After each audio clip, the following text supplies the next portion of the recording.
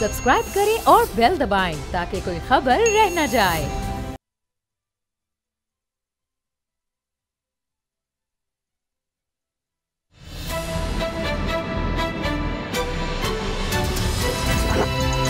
अब पता चला में आज आप जान सकेंगे नवाज की जमानत कितनी तब्दील होगी सियासत। एक तरफ रिलीफ, दूसरी तरफ मुकदमात। कौन किस पर है भारी, केसेस या आसिफ जरदारी। नैब बिल में होगी तरमीम, कह रहे हैं फरोग नसीम। फिर महंगी बिजली का वार तब्दीली सरकार। प्रोग्राम अब पता चला में आपको खुशामदीद कहेंगे। मैं हूं आपके साथ सहरिश जुहेब और मामूल के मुताबिक असद खरल साहब, बाबर डोगर साहब प्रोग्राम का हिस्सा मेरे साथ मौजूद हैं। सबसे पहले हम बात करेंगे दो बड़ी सियासी जमातों की, यानी कि मुस्लिम लीग नून और पीपल्स पार्टी की। अगर नून लीग की बात की जाए तो सियासी मंजरनामे पर ड्रामाई तब्दीली आई है। बड़े मियाँ साहब को सुप्रीम कोर्ट से रिहाई मिल गई है, उनकी जमानत हो गई है 6 हफ्तों के लिए। शहबाज शरीफ का नाम ECL से निकाल दिया गया है, लाहौर हाई कोर्ट का हुक्म है।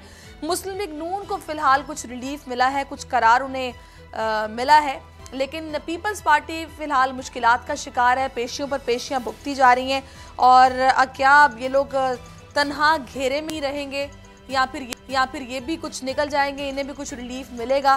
क्योंकि सारी सूरत हाल में हम ये देख रहे हैं कि बातें जो हो रही हैं, प्ली बार्गेन की बातें की जा रही हैं, तखमीनों की बातें की जा रही हैं। फिर बड़े मियाँ साहब के हवाले से ये भी कहा जा रहा है कि वो कल शरीफ मेडिकल सिटी मुंतकिल हो जाएंगे, वहाँ उनका बाकी का इलाज होगा।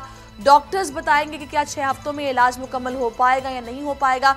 बिलावल की बात की जाए तो वो इस वक्त सक्खर पहुंच चुके हैं, जो उनका कारवान भुट्टो है वो लेकर, जो कि अपनी मंजिल की जानिब रवा दवा है। लाड़काना इनको पहुंचना है। हमने एक रिपोर्ट तैयार की है इस ओवरऑल सिनेरियो पर, वो आप देखिए। उसके बाद हम तज्जिया लेंगे असद खरल साहब और बाबर डोगर साहब।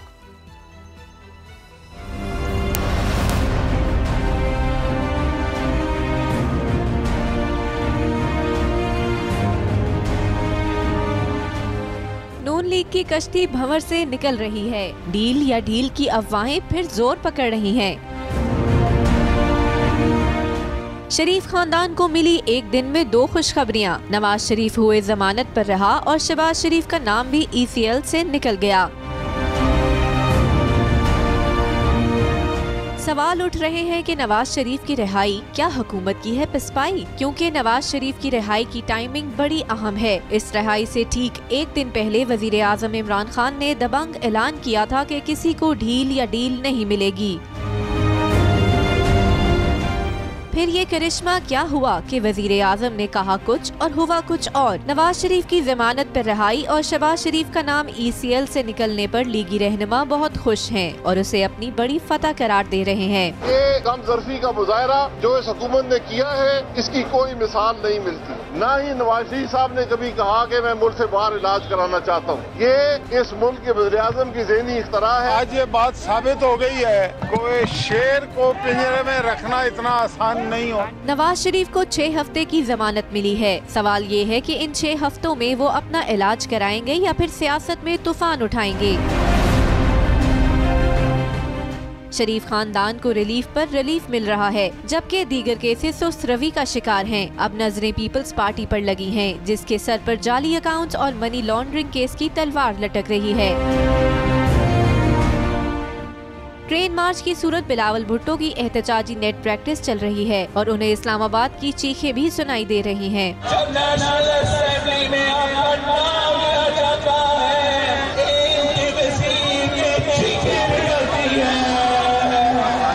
सवाल ये है कि सिंध में है पीपल्स पार्टी की हुकूमत, वहाँ उसे एहतजाज की क्या है जरूरत। क्या सिंध में पीपल्स पार्टी का ये भरपूर एहतजाज बन पाएगा आसिफ अली जरदारी के गमों का इलाज? क्या आसिफ जरदारी को भी जमानत मिल पाएगी या फिर उनकी भी बारी आएगी?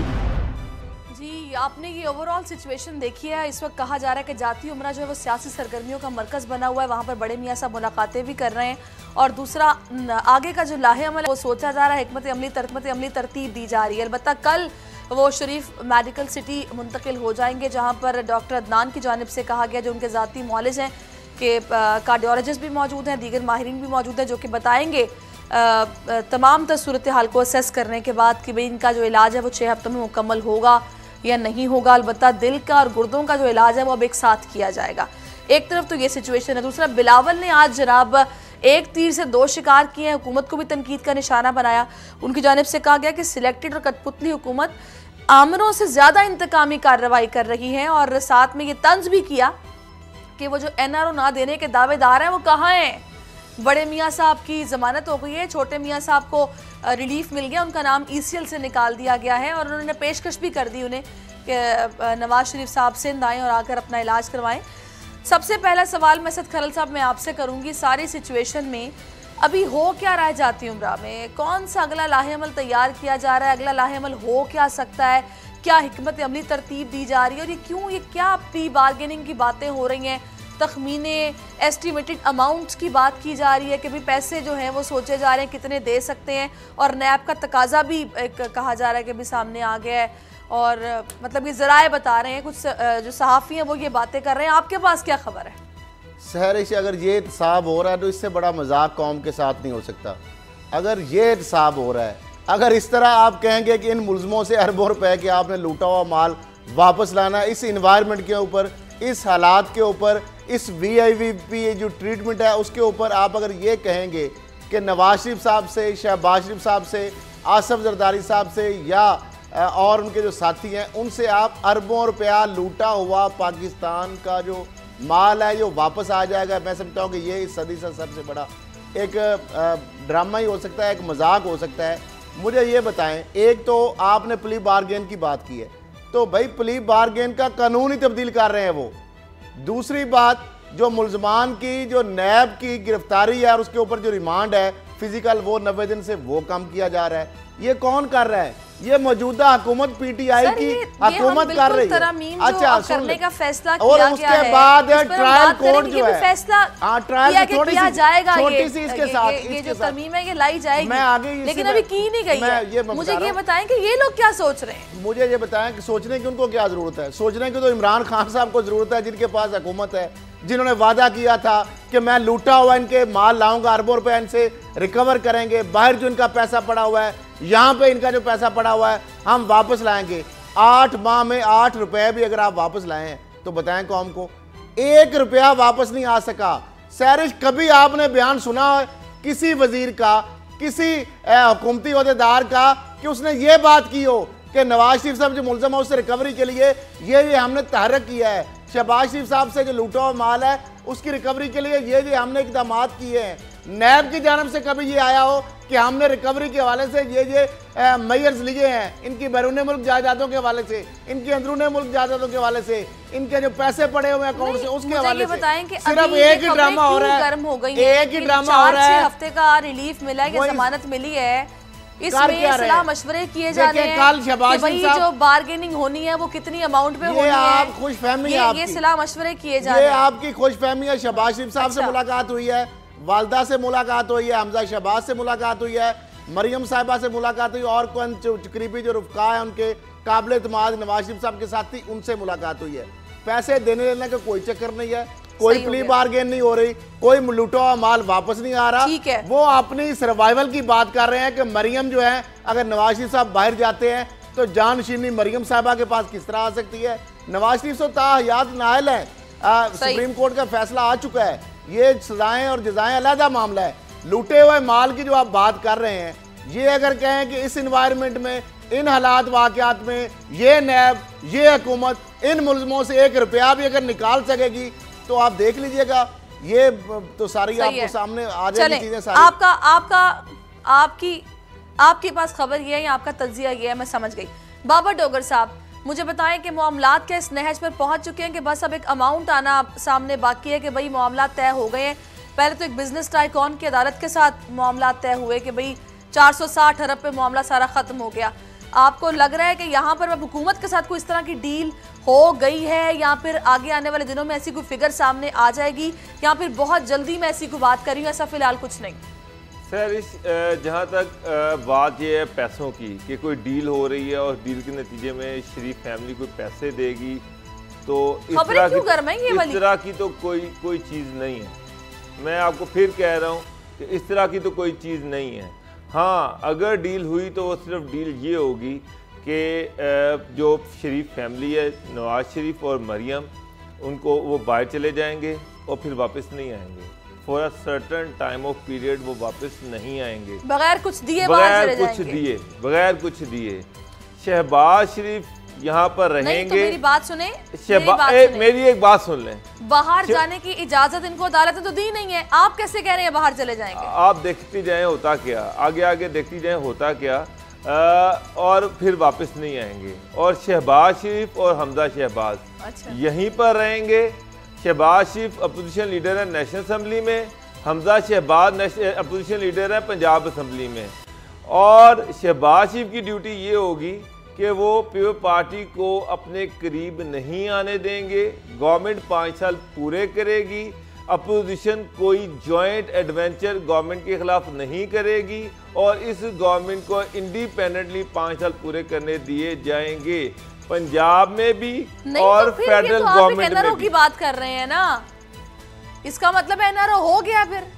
बस आप इसको एनआरओ कह लें, आप इसको डील कह लें, लेकिन डील यही है कि शहबाज शरीफ नेशनल असम्बली में गवर्नमेंट को 5 साल पूरे करने देंगे। अगर कोई ये समझता है कि शहबाज शरीफ पीपल पार्टी के साथ मिलकर गवर्नमेंट को कोई टफ टाइम देंगे, तो ये नहीं होने वाला। अच्छा चले, मुझे फिर ये बात समझा दें, आपने जिस भी जराए से आपको खबर मिली है या जिस तरह भी आपकी ये तज्जिया आपका, बड़े मियाँ साहब बाहर कैसे जाएंगे? मैं आपको ये बता अभी जो डॉक्टर कार्डियोलॉजिस्ट भी मौजूद है, माहिरीन भी मौजूद है, तो सारा काम तो सीधा हो गया ना। नून लीग के रहनुमा कह रहे हैं, सुने नून लीग के रहनुमा ये बोल रहे हैं कि भाई जो सारी सिचुएशन है इसमें अदालत ने रियलाइज किया है कि मियाँ साहब की सेहत वाकई बड़ी तशवीशनाक है, तभी तो नहीं रिलीफ मिला है। अब ये जो डॉक्टर्स मौजूद हैं शरीफ मेडिकल सिटी में, ये बताएंगे कि 6 हफ्तों में इलाज मुमकिन है भी है या नहीं भी है। और ये भी कहा जा रहा है कि भी अगर तो ओपन हार्ट सर्जरी फिर करवानी पड़ी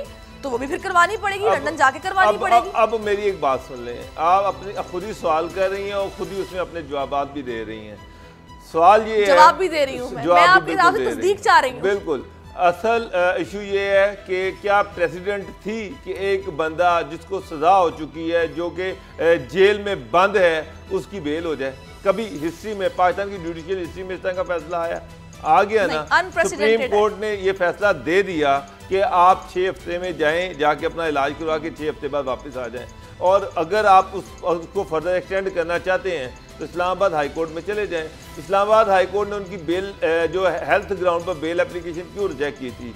वो इसलिए की थी कि कोई प्रेसिडेंट ही नहीं है इस तरह की। प्रेसिडेंट तो अब आ गई उनके पास, सुप्रीम कोर्ट ने एक फैसला दे दिया। अब इस्लामाबाद हाई कोर्ट के लिए उस बेल को एक्सटेंड करना या उनको अलाउ करना कि वो बाहर जाके इलाज करवाएं आसान हो गया है। अब मियाँ साहब शरीफ मेडिकल कॉम्प्लेक्स में 6 हफ्ते के लिए इलाज करेंगे, बाहर से उनके डॉक्टर आएंगे, उनको कंसल्ट किया जाएगा, वो ये कहेंगे कि जी इनका इलाज जो है वो बाहर ही पॉसिबल है। आप देखें, कोई ये तसव्वुर कर रहा था कि मियाँ साहब जो है वो जेल में बैठे हुए थे और बज़ाहिरन लग रहा था कि बिल्कुल ठीक है, हट्टे कट्टे अच्छे खासे हैं, तो एकदम इस तरह वो घर चले जाएंगे? जी जी, ये तो फिर वही बात हो गई ना असद खरल साहब कि वो सियासी बैजा और जिस तर्ज की सियासत करते हैं फिर वो जिंदाबाद, सारे हंसी खुशी रहेंगे, वही रौनकें, मेले, दावतें, खाबे और अवाम मुंह देखते रह जाएंगे। ये तो सारे अभी तक तो यही हो रहा है। और जो नवाज शरीफ साहब को जो 6 हफ्तों का टाइम मिला है ना, अब उनके पास पूरी ग्राउंड तैयार है। एक तो प्रेसिडेंट मिल गए, इस्लामाबाद हाई कोर्ट में 6 हफ्तों के लिए जब जाना है, तो अब रिपोर्टें नवाज शरीफ की ख्वाहिशात के मुताबिक बनेंगी, जो डॉक्टर अदनान चाहेंगे वही बनेगी। और डॉक्टर्स की लिखी हुई रिपोर्ट्स को अदालत या कहीं पे भी चैलेंज नहीं किया सकता, जो भी वो लिख देंगे। अब मानना पड़ेगा भाई, बात ये है कि अब वो रिपोर्टें बनना शुरू हो गई हैं। नवाज शरीफ साहब के वैसे जो 6 मेडिकल बोर्ड हुए ना, बहुत सारी रिपोर्टें उनकी मर्जी के तकरीबन 99.9% उनकी ख्वाहिशात और मर्जी के मुताबिक ही तैयार हुई हैं। और उसी बुनियाद पर सुप्रीम कोर्ट ने उनको बेल दी है, ख्वाजा हारस के दलाइल पे नहीं दी। उन मेडिकल बोर्ड की रिपोर्टों में जो जो नुक्ते कौमे लगाए थे और फिर खत भी आया। अब मामला यह है कि 6 हफ्तों के अंदर वो इस तरह की रिपोर्ट्स बनवाएंगे जिसके अंदर यह साबित किया जाएगा कि नवाज शरीफ साहब का एक तो जेल में अगर रहेंगे तो उनकी जिंदगी को सख्त खतरा लाद होंगे। नवाज शरीफ का इलाज जो है ना, शरीफ मेडिकल सिटी के में भी इवन के मुमकिन नहीं है। अब उनका इलाज सिर्फ लंदन में मुमकिन है, और अगर लंदन उनको नहीं भेजा गया तो उनके साथ कोई भी मामला हो सकता है। अच्छा, ये सारी चीजें जब तैयार होगी, आपने ये बता दिया, बड़े मियां साहब की बात हो गई। अच्छा जी बाबर साहब, जी बाबर साहब। एक और चीज, शेख रशीद का आज जो उन्होंने मीडिया से बात की, अगर वो आप सुनी हो तो उन्होंने एक चीज तो बड़ी क्लियर की कि शहबाज शरीफ साहब जो है उन्होंने बड़े तरीके से एनआरओ किया, एक डील की है, वो मास्टरमाइंड है, उन्होंने एनआरओ कर लिया, डील कर ली है और कामयाब कर ली है। सही है। उनसे ये चीज पूछी गई कि जनाब डील के बदले में ये जो आप कह रहे हैं डील हुई है, तो गवर्नमेंट को क्या मिलेगा, हुकूमत को क्या मिलेगा, ये कितने पैसे देंगे? उन्होंने कहा जी गवर्नमेंट के 5 साल पूरे होंगे। गौर करें, गवर्नमेंट के 5 साल पूरे होंगे। वो गवर्नमेंट, आप क्या बात कर रहे हैं बाबर साहब? ये तो फिर वही बात हो गई ना कि पहले 2 हिस्से होते थे, यानी कि 2 बड़ी जमातें थी, उन्होंने आपस में शेयर करते थे, भाई तेरी बारी मेरी बारी, 2 हिस्से होंगे ना, मैं तुझे कुछ कहूंगा ना तू मुझे कुछ कहेगा। तो बस फिर ये तीसरा हिस्सा पीटीआई का डल गया। अल्लाह ना करे ऐसा हो जो बात आप कर रहे हैं। ये तो फिर वही बात होगी ना, कभी आप लोगों को कुछ नहीं कहेंगे, आप 5 साल हमें कुछ ना कहें। बिल्कुल। आपसे कुछ वापस नहीं लेते। तो डील होती क्या है? डील किसे कहते हैं? एनआरओ किसे कहते हैं? कि जनाब इस चीज के बदले में या उनसे पैसे ले सकते हैं या उनसे गारंटी ले सकते हैं। गारंटी ये है कि मियाँ साहब जो है वो बाहर चले जाएंगे इलाज के बहाने, और इनको 5 साल। मुझे एक बात बताएं, सही सेंटर में बाबर साहब ऐसे नहीं चलेगा ना, जिस बेस पे इनको मैंडेट मिला हुआ है, मेरी एक बात मैंडेट मिला हुआ है, ये सवाल तो उनका पीछा नहीं छोड़ेगा अगर ये चलेगा। मुझे एक बात बताएं, नवाज शरीफ की तो सियासत वैसे ही खत्म हो गई हुई है, वो तो सियासत वैसे ही नहीं कर सकते। अब आगे जो सियासत है वो हमजा और शहबाज शरीफ की है, ये चीज याद रखें।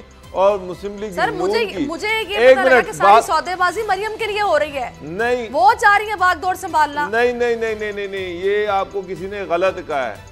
मरियम नवाज शरीफ के साथ कट जाएंगी इंग्लैंड, मरियम और नवाज शरीफ इकट्ठे जाएंगे, they will sing and sail together. ये अलग-अलग नहीं है, पैकेज में दोनों ही इकट्ठे लंदन जाएंगे। मरियम भी 5 साल के लिए बैन है, पीछे रहेंगे शहबाज शरीफ। आप फेडरल गवर्नमेंट में कितना फर्क है? पीटीआई कितनी सीटों से हुकूमत बनाकर बैठी हुई है, मुझे बताएं तो सही। आज नून लीग पार्टी के साथ खड़ी होती है तो पीटीआई कहां पे आपको नजर आती है? एक चीज, पंजाब में काफ लीग की 10 सीटों की वजह से उस्मान बुज़दार या वसीम अकरम प्लस की गवर्नमेंट चल रही है।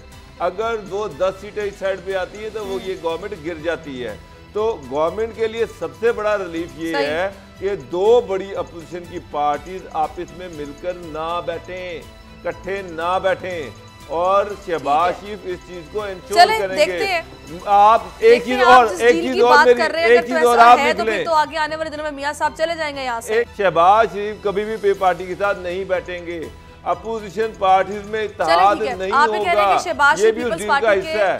साथ नहीं बैठेंगे, हुकूमत को टफ टाइम नहीं देंगे, और ये डील का हिस्सा है।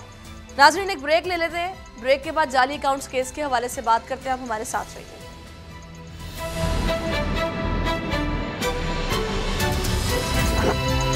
अब पता चला।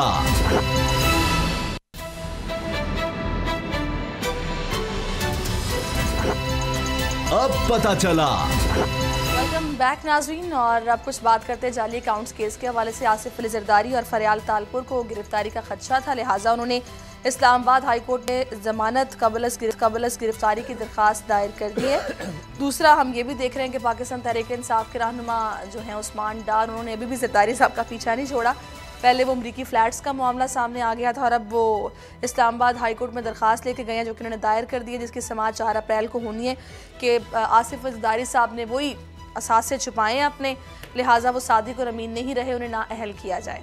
सबसे पहले मैं खरल साहब आपसे ये जानना चाहूँगी कि जरदारी साहब जब मैंने उनको सुना है बारहा वो ये बोल चुके हैं कि भाई जेल हमारा दूसरा घर है, हमें केसेस से डर नहीं लगता, हम जेल से नहीं डरते, हमें बिल्कुल कोई खौफ नहीं है जेल जाने से। यहाँ वो गिरफ्तारी के डर से जमानत कबलस गिरफ्तारी की दरख्वास्त दायर कर बैठे। ये तो अब जरदारी साहब ने दरख्वास्त दायर कर दी है, मैंने तो नहीं दायर की, जो कहते थे कि मैं तो जेल से नहीं डरता। आप मुझे ये बताएं सहरिश कि जरदारी साहब या फरियाल तालपुर साहब ये किस चीज़ से खौफजदा है, ये क्यों दरख्वास्तें दायर कर रहे हैं और क्यों ये गिरफ्तारी से बचना चाहते हैं? और दूसरी जानब जो साबिक वज़ीर-ए-आला सिंध को भी आज बुलाया गया था कायम अली शाह साहब को, कि आप ज़रा बताएं आगे कि आपने ये ठट्ठा और जो दादू शुगर मिल्स है ये क्यों बेची और कोड़ियों के भाव क्यों बेची, फिर सब्सिडी क्यों दी, फिर 3 अरब जो किसानों का पैसा देना था वो उनको क्यों अदा नहीं किया गया। ये सारी रायतें एक शख्स जो है, एक ग्रुप जो है, एक गैंग जो है, उसके लिए क्यों, इसका मास्टरमाइंड कौन था, आपको पीछे से कौन कह रहा था, कौन आपको डोरियां ला रहा था। तो वहां पे उन्होंने सादगी से कह दिया कि जी मुझे अब याद नहीं है, ये मैं रिकॉर्ड देख के बता सकूंगा, लेकिन मेरे हिसाब से शायद जो भी हुआ होगा मैंने सही किया होगा। उनका नहीं, ये आप बताएं सही किया है गलत किया है, जो भी है ये सारा आप इस पर बयान दें। तो उन्होंने कहा जी मुझे टाइम दिया जाए, मुझे लिख के दिया जाए, तो 10 दिन का उनको टाइम भी दिया गया। अच्छा, जरदारी साहब जो है मुझे ये बताएं, इसमें एक मिनट है, इसमें कितना बड़ा कैच है कि आप सोच नहीं सकती।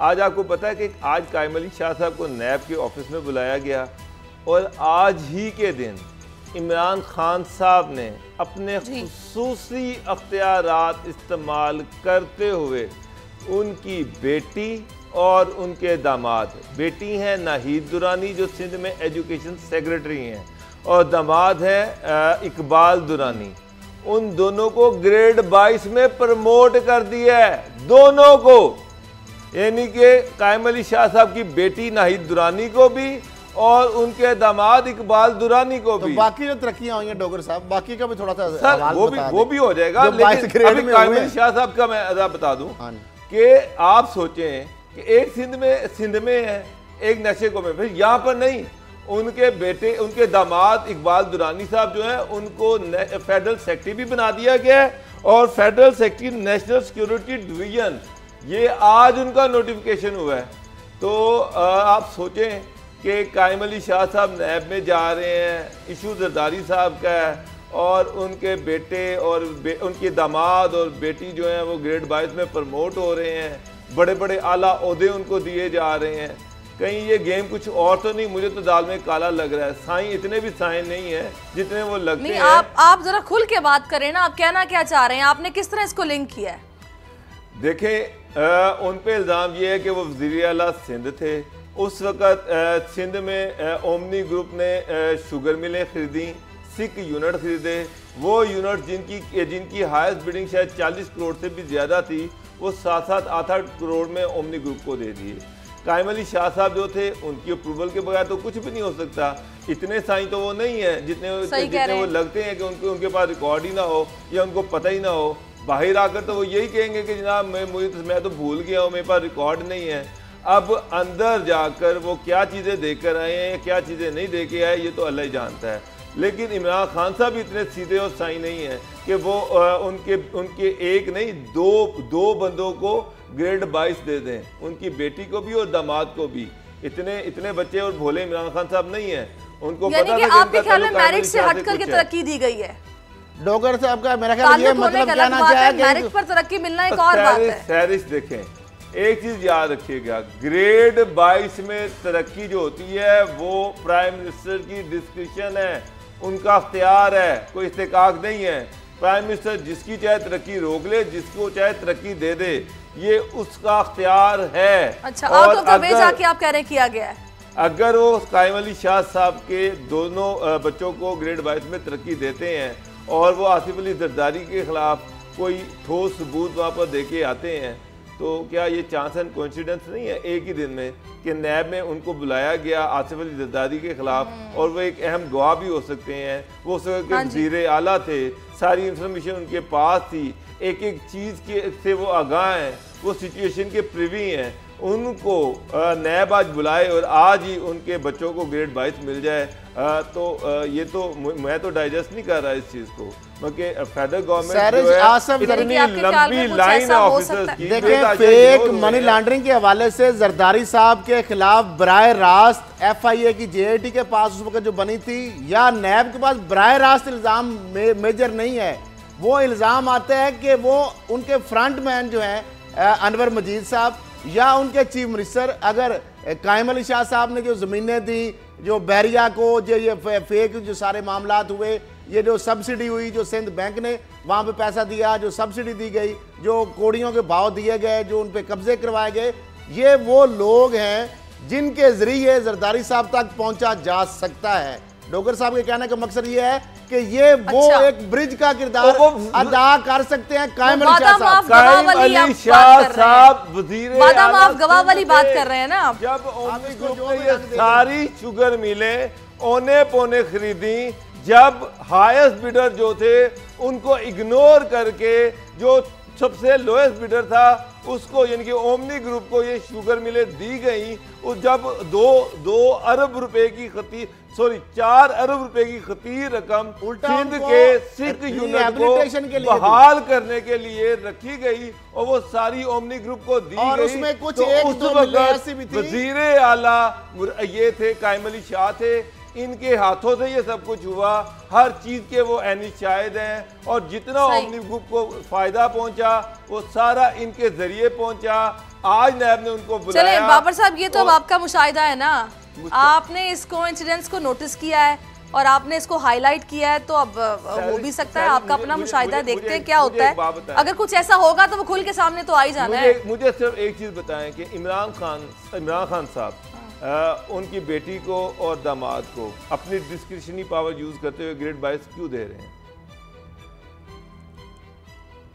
एक्स्ट्रा ऑर्डिनरी जो उनकी परफॉर्मेंस है वो सिंध में आपको नजर आ रही 11 साल में जो सही कह रहे हैं दिखाई क्यों दे रहे हैं? सही कह रहे हैं कोई मेरा अच्छा वैसे मुझे एक बात बताएं, ब्यूरोक्रेट की लाइन लगी हुई है, फिर पीटीआई के चीते ब्यूरोक्रेट की लाइन लगी हुई है। आखिर उन पर इतनी नवासियात क्यों, उनकी इतनी नवासियात की बारिश क्यों? मैं समझ गई हूँ आपकी बात, मैं इसलिए तो बोल रही हूँ कि अगर कुछ ऐसा है, आपका मुशाहिदा ये और आपको ये लग रहा है कुछ ऐसा हुआ तो वो निकल के सामने आ तो जाएगा। अब मुझे ये बताएं कि ये जो बिलावल ओवरऑल ये जो मार्च लेकर चले हुए हैं और जनाब ट्रेन मार्च कर रहे हैं, उसमें 1 दर्जन से ज़ायद बार ये खिताब कर चुके हैं और अभी तक ये मुझे समझ नहीं आ रहा कि इस मार्च का मकसद क्या है। सिंध में इनकी अपनी हुकूमत है, वहीं पे ये मार्च कर रहे हैं, फिर ये भी कहते हैं कि ये अवाम के लिए मार्च है। अगर ये अवाम के लिए महंगाई के खिलाफ मार्च है तो फिर उसमें ये इलेक्शन में धांधली की बात भी करते हैं, कलदम तंजीमों की बात भी करते हैं, फिर उसमें ये नैब के हवाले से भी बात करते हैं कि विक्टिमाइज किया जा रहा है, हुकूमत को निशाना बनाते हैं। ये क्या ये प्रेशर ही है जिसकी वजह से सब कुछ किया जा रहा है? अवाम में तो यही तासुर जा रहा है। अच्छा, ये लग नहीं रहा कि महंगाई की वजह से मार्च हो रहा है।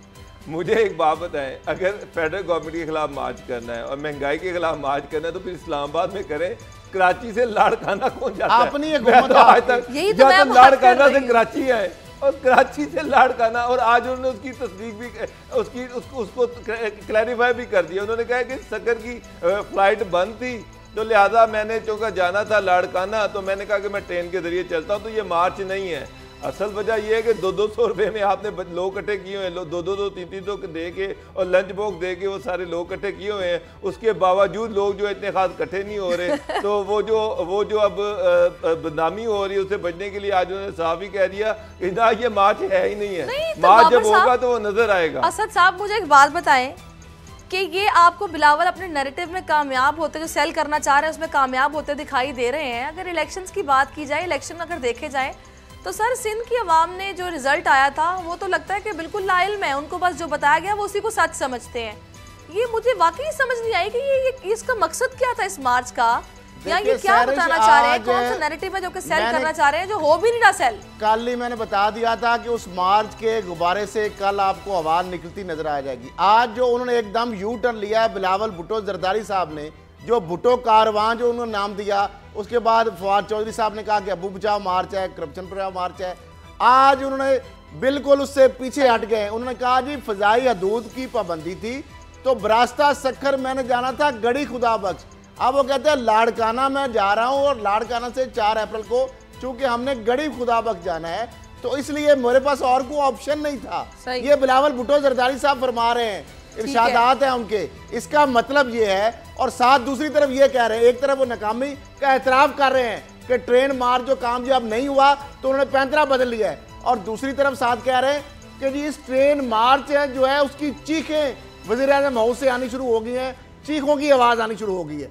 मतलब मुझे तो इस पे हंसी आ रही है ये। लेकिन सर मैं वैसे आपको एक बात बताऊं कि ये जिस तरीके से नैब को ये मुतनाज़ बनाने की कोशिश की जा रही है, जिस तरह से बार बार कहा जा रहा है कि कार्रवाई इंतकामी कार्रवाई, मुझे नहीं लगता वैसे कि इनका ये नैरेटिव कोई मतलब समझ रहा है, उसको अच्छा समझ रहा है या ठीक समझ रहा है। मुझे नहीं लगता कि इसमें कामयाब हो पाएंगे जिस भी मकसद के लिए निकले हैं। अगर ज़ाहिर यही लग रहा है कि इसका प्रेशर है। अगर नैब की इंतकामी कार्रवाई हो तो 3-4 दर्जन इनके जो वुज़रा हैं जो पीपल्स पार्टी के हैं वो नैब को मतलूब हैं, उनके खिलाफ नैब की इंक्वायरियां और इन्वेस्टिगेशन फाइनल स्टेज पे हैं। वैसे इनके जो सेक्रेटरीज हैं वो उनके खिलाफ इंक्वायरीज हैं, नैब तो उनको पकड़ नहीं रहा। उनके खिलाफ कौन सी पॉलिटिकल इंजीनियरिंग हो रही है, कौन सी उनके खिलाफ विक्टिमाइजेशन हो रही है। जरदारी साहब नजर रहे हैं, फरियाल तालपुर साहबा, बिलावल साहब, ये जो जमानतों की बात कर रहे हैं, बाकी मुल्कों में डर तो है ना, तभी तो जमानत कबल गिरफ्तारी की दरख्वास्त दे दी आज। आप देखें वो एक प्रेशर तो है ना, नींदें हराम हुई है, बाकी मुल्कों को इस तरह की दी जाती है। मैं वैसे ना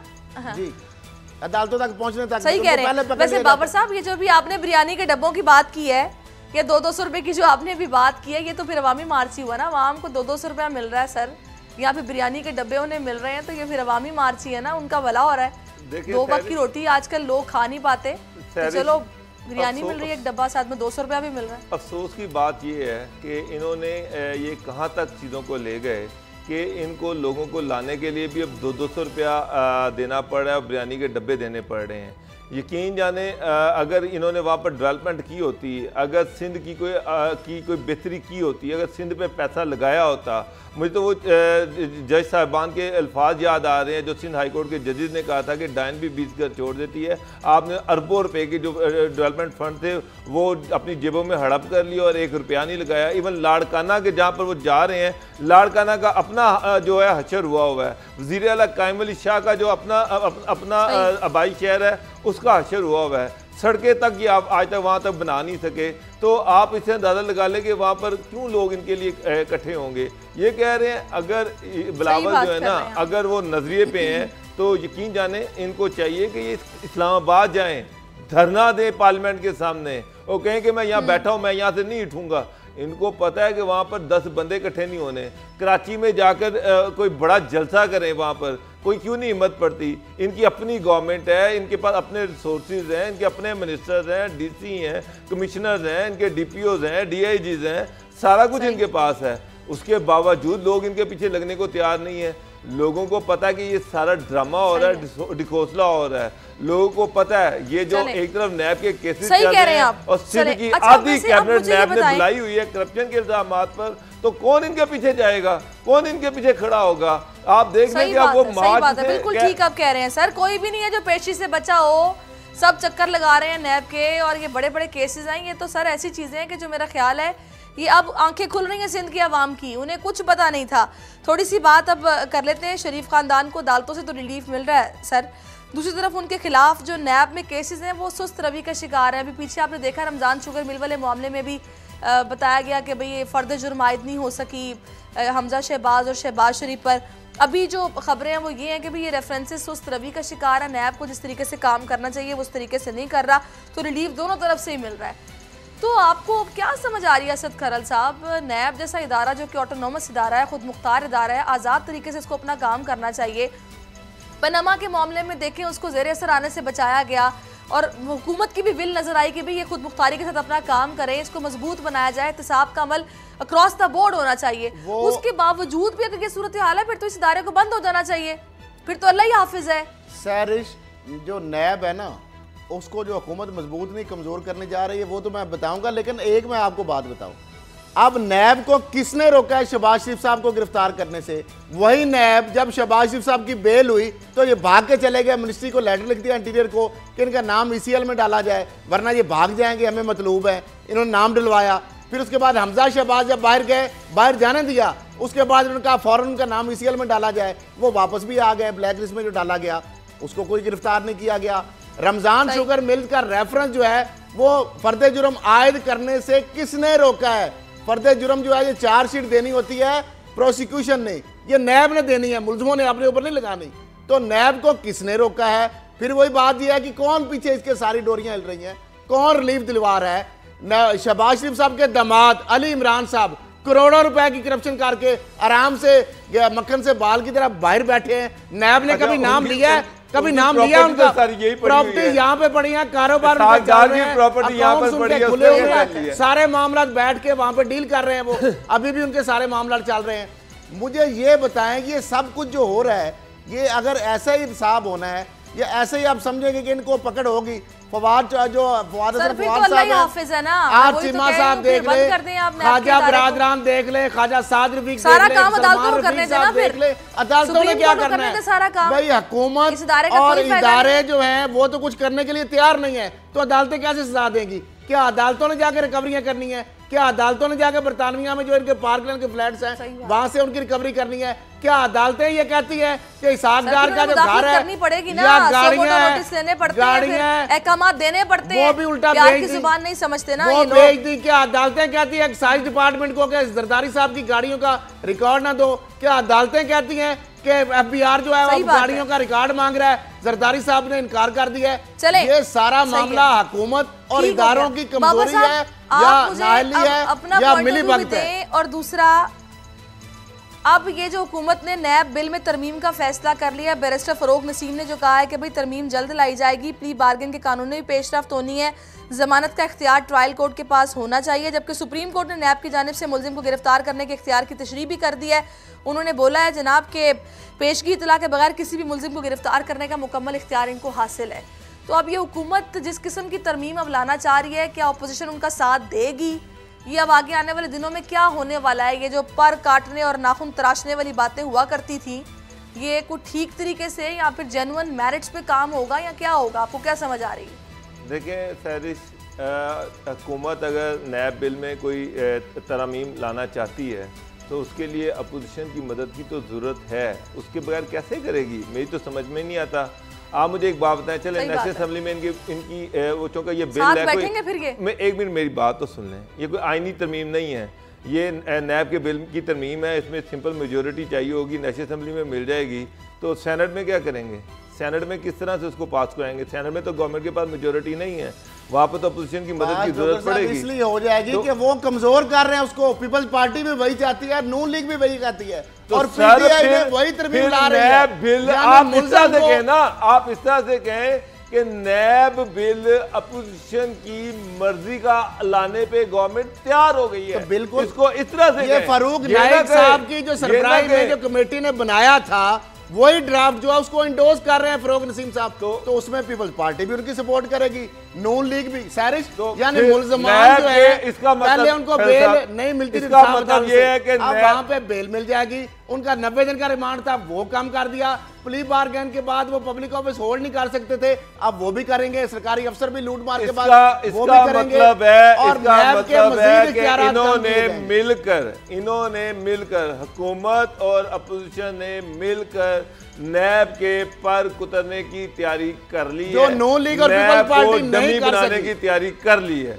अब वो पीटीआई की हुकूमत में हो रहा है, तो अब इमरान खान साहब को ये समझना चाहिए कि उनके साथ हो क्या रहा है, छोटे सिक्के उनके साथ क्या कर रहे हैं। क्योंकि ये वाहिद इदारा है जो कि रिकवरी कर सकता है। अगर उसके भी पर काट दिए जाएंगे, नाखून तराश दिए जाएंगे, वो भी अपनी मर्जी के मुताबिक, और वो भी उन जमातों की जानिब से जो कि जिनकी मतलब है पूरी उसमें इत्तफाक राय शामिल हो, कि जो कि मतलब करप्शन ने जिन्होंने डबो दिया इस मुल्क को करप्शन कर करके। आप देखें ना, बेनिफिट तो आप उस्मान बुज़दार साहब चीफ मिनिस्टर का देख लें। पहले उन्होंने अपने अवाने वज़ीर आला के लिए, वज़ीर आज़म जो हाला हाउस के लिए सोफे खरीदे गए, 36 लाख का तकरीबन सामान था, वो उनके घर चला गया डीजी खान। अब नई वारदात सुन ले, CNW में आज 4 लोग बैठे हुए थे, वहां पे एडिशनल सेक्रेटरी, डिप्टी सेक्रेटरी, खातून भी अफसर वहां पे बैठी थी। आज वहां पे ये गपशप हो रही थी कि वहां पे ताहिर खुर्शीद साहब जो कमिश्नर हैं, जिनकी रिपोर्टें इमरान खान साहब तक पहुंच चुकी हैं, जो उनके कारे खास बने हुए थे, उनके कमिश्नर हाउस के लिए जो पैसा गया उसको लगा दिया उस्मान बुज़दार साहब के घर में। एक बुजुर्ग अफसर ने वहां पे कहा कि इसको आप कैसे डिफेंड करेंगे। देखिए पीटीआई के अपने हाथ भी उनके इस तरह के लोगों के बैठे होंगे, जो फेडरल कैबिनेट में लोग बैठे हैं, तो वो कभी नहीं चाहेंगे नैब मजबूत होगा। जो उन्होंने लूट मार की कहानियां शुरू की हैं, कल को नैब अगर यही रहेगा तो वो तो सारे गिरफ्त में आएंगे। वो तो खुद चाह रहे हैं। अब इमरान खान साहब को ये सोचना चाहिए कि अवाम ने एजेंडा दिया था करप्शन के खात्मे के लिए, नैब की मजबूती के लिए, तो ये जो मामला हो रहे हैं ये तो बिल्कुल उसके उल्ट जा रहा है मामला। वैसे उनके घर की फुटेजेस मैंने मंगवा ली हैं, डीजी खान की भी और तोनसा की भी। कितने कैंप ऑफिस हो गए माशाल्लाह। खान में जो घर है वो रिपोर्ट्स आई हैं कि वो घर बिल्कुल नया, दोबारा से नया बनाया गया है। उसको जिस तरह से नवाज शरीफ के घर के बाद वो आनी चादरें लगाई गई थी, वहाँ भी लगाई गई हैं, रंग रोगन नया करवाया गया। असद साहब बड़ी आप लोग तशवीशनाक सूरत हाल बता, ऐसा अगर हो रहा है तो सर ऐसा बिल्कुल नहीं होना चाहिए। ये तो भी मेरी समझ से बिल्कुल बाहर है कि इमरान खान साहब ने जो अवाम से वादे किए हैं, जो ख्वाब दिखाए हैं, उसकी ताबीर फिर कैसे मुमकिन होगी अगर इस तरीके से एहतसाब के इदारों को आप ऐसे बना देंगे कि उनके पर कुतर देंगे, नाखून तराश देंगे और वो लोग आपके साथ होंगे अपोजिशन वाले। तो ये तो सर फिर वही बात हो गई वो जो भी इससे पहले हम बात कर रहे थे कि तीसरी बारी तुम्हारी है, ना तुम हमें कुछ कहो ना हम तुम्हें कुछ कहेंगे, ये तो फिर मामला ख़राब है। बहुत शुक्रिया असद खरल साहब, बाबर डोगर साहब। नाज़रीन इंशाल्लाह कल फिर से हाजिर होंगे, कल तक के लिए अल्लाह हाफिज़।